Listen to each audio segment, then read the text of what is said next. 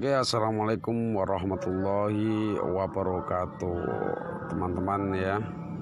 Ini saya akan menjelaskan tanda bulan sabit yang ada di titik bekam tertentu.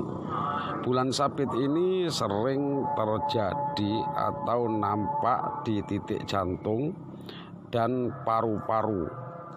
Tapi yang ini tadi adalah berada di lengan ya. Apabila bulan sabit ini muncul di titik jantung atau paru-paru atau titik organ yang lain, artinya orang itu ada indikasinya terkena penyakit organ dalam. Misalkan di titik jantung, ya berarti jantungnya terindikasi ada gejala misalkan koroner atau penyumbatan yang ada hubungannya dengan jantung atau paru-paru. Tapi yang terjadi tadi ketika saya membekam si pasien itu, terjadinya bulan sabit ini adalah terjadi di titik pundak ya. Di titik pundak artinya apa? Kalau di titik pundak itu ada indikasi di persendian tulang lunaknya ada sesuatu yang mengganggu.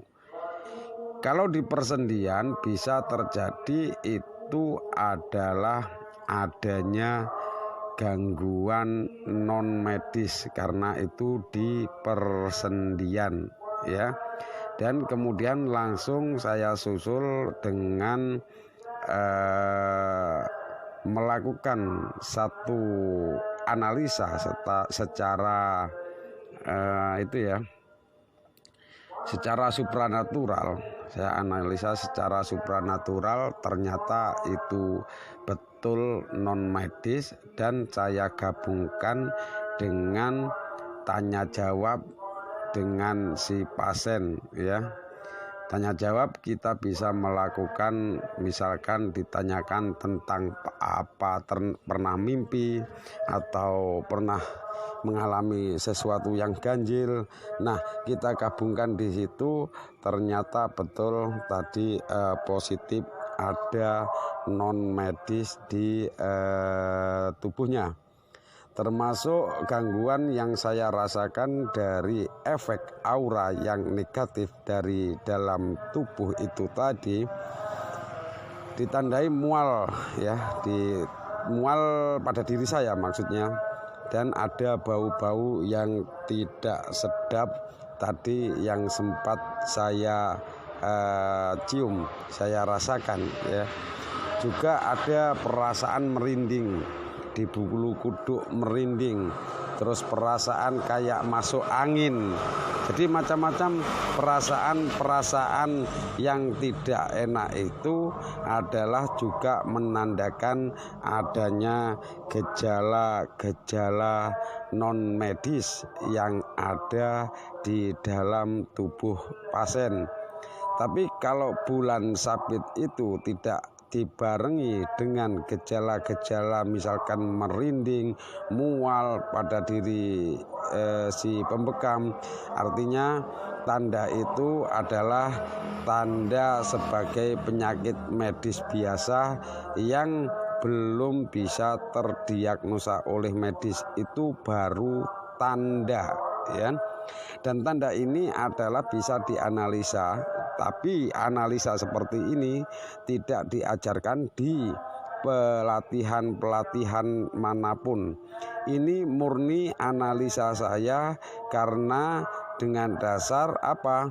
Seringnya terjadi, seringnya mengalami hal seperti ini, kemudian saya cocokkan dengan hasil atau kejadian setelah melakukan pembekaman.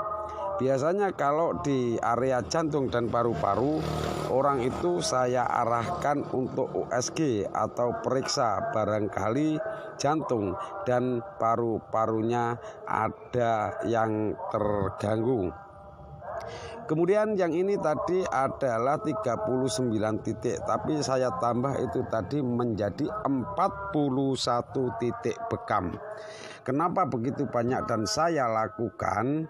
Karena orang ini adalah sudah sering berbekam, tapi tidak ada efek yang signifikan di situ. Karena apa? Karena daya tahan tubuhnya yang begitu kekar, badan besar, kemudian volume darahnya juga banyak, tensi tinggi, kolesterol dan asam urat juga tinggi. Dan orang ini mengalami stroke ringan yang beberapa hari badannya merasa kaku, tangan dan kakinya kaku. Kemudian saya lakukan pembekaman di titik umum muhib, juga dilanjutkan dengan di titik-titik kahlil dan turun ke bawah sampai kaki. Perubahannya adalah tidak begitu banyak. Ada perubahan tapi tidak begitu banyak. Berhubung tadi saya kepingin ini perubahan menjadi perubahan yang positif dan signifikan. Akhirnya orang ini setelah saya bekam punggung dan tiksar di tangan tadi, kemudian saya lanjut dan saya tanya orang ini masih merasa kuat. Saya lanjutkan sampai ke 39 titik. Setelah 39 titik ini masih merasa ada sedikit ganjalan, yaitu di pundak, dan kemudian saya lanjut di pundak juga di pipi. Kenapa di pipi? Di pipinya itu juga kena imbas stroke ringan itu, merasa panas di dalam, di dekat gusi. Dan alhamdulillah setelah saya bekam tadi, rasa panas itu menjadi hilang, ya, menjadi hilang. Mudah-mudahan rasa panas itu tidak balik lagi. Kenapa saya berani membekam begitu banyak? Itu dasarnya adalah satu perbandingan. Saya bandingkan dengan ketika donor.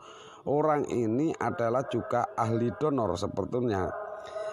Kalau donor darah itu kalau sebesar ini biasanya diambil 250 cc atau 300 cc. Sedangkan jumlah darah yang dikeluarkan dari titik bekam itu tadi tidak sampai 200 cc.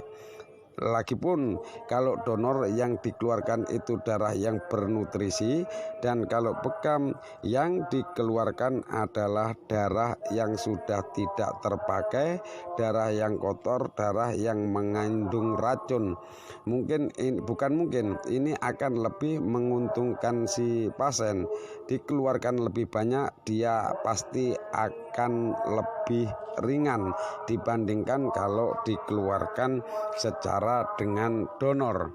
Ya, demikian ya penjelasan dari saya, mudah-mudahan bisa dipahami. Namun penjelasan ini tidak akan sama dengan penterapis yang lain atau pelatihan yang lain, karena penjelasan seperti ini tidak diajarkan di pelatihan. Ini murni dari analisa saya, juga hasil sharing dengan teman-teman medis, juga dengan teman-teman penterapis sejawat dengan saya. Demikian